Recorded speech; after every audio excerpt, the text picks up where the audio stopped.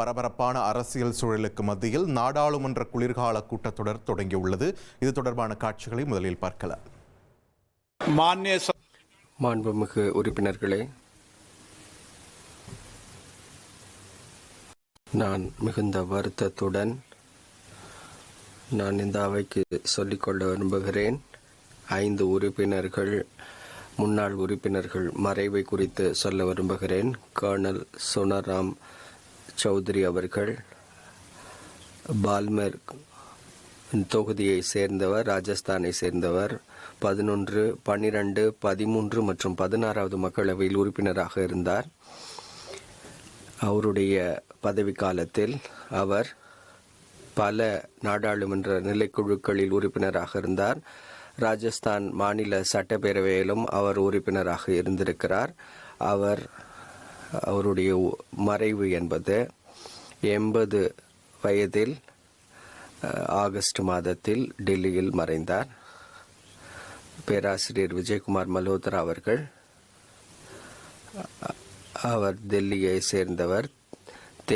தெற்கு டெல்லி நாடாளுமன்ற தொகுதியை சேர்ந்தவர். 6, 9, 13 மற்றும் 14வது மக்களவையில் அவர் உறுப்பினராக இருந்திருக்கிறார். அவர் 1994 99 வரை ராஜஸ்தானில் அந்த மாநில சட்டப்பேரவையின் உறுப்பினராகவும் இருந்தார்.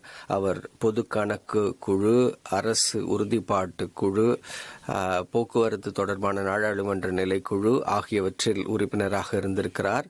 அவர் அரசு உத்தரவாதங்கள் தொடர்பான நாடாளுமன்ற குழுவின் தலைவராகவும் செயல்பட்டிருக்கிறார். 2008 13 வரை அவர் எதிர்க்கட்சி தலைவராக ராஜஸ்தான் மாநில சட்டப்பேரவையில் இருந்திருக்கிறார். 93 வயதில் 30 செப்டம்பர் 2025 டெல்லியில் மறைந்தார். திரு ரவி நாயக் அவர்கள் கோவாவின் பஞ்சி. நாடாளுமன்ற குளிர்கால கூட்டத்தொடர் தொடங்கியிருக்கிறது. மறைந்த உறுப்பினர்களுக்கு தற்பொழுது நாடாளுமன்றத்தில் இரங்கல் தெரிவித்து வரும் காட்சிகளை தான் பார்த்து வருகிறோம். தொடர்ந்து கூடுதல் விவரங்களோடு இணைகிறார் எமது செய்தியாளர் ரமேஷ்குமார். ரமேஷ்குமார், வணக்கம். இந்த குளிர்கால கூட்டத்தொடர் தொடங்கியிருக்கக்கூடிய நிலையில் எதிர்க்கட்சிகள் எந்தெந்த பிரச்சனைகளை பிரதானமாக எழுப்ப திட்டமிட்டிருக்காங்க, அதை கையாள ஆளுங்கட்சி என்னென்ன மாதிரியான வியூகங்களை முன்னெடுக்க போறாங்க, கள நிலவரம் என்ன? பெரிய எதிர்பார்ப்புக்கு இடையே நாடாளுமன்ற குளிர்கால கூட்டத்தொடர் துவங்கி இருக்கிறது.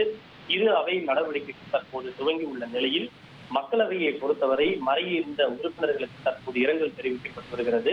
குறிப்பாக இந்த கூட்டத்தொடர் மாநிலங்களவை தலைவராக